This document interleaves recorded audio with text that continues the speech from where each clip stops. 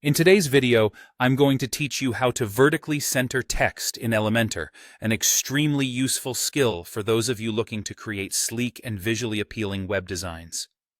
Getting your text perfectly aligned can make a huge difference in the overall look of your website, and it's simpler than you might think. To get started, we'll be working within the Elementor interface, which I'm sure many of you are already familiar with.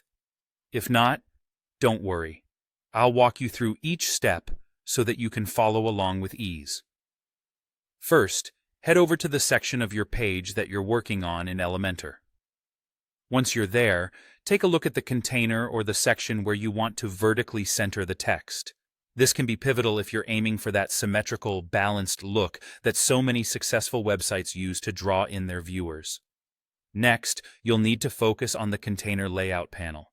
This is where you'll find the setting that will help you vertically align your text.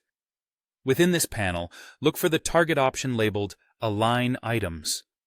When you click on this, a drop-down menu will appear with various alignment options. Your goal here is to use the Align Items center setting. Selecting Center in this menu is what allows all the elements within that container, including your text, to be vertically centered. By centering the items, you achieve an automatic and even distribution of elements. Now, you may notice that not just the text, but other elements within that section will align to the center. This setting works best if that's the look you are going for. If there are elements other than text that you want to align differently, adjustments may need to be made to those individually. While this script focuses on text, remember that practicing this technique across different elements can vastly improve the aesthetics of your site design.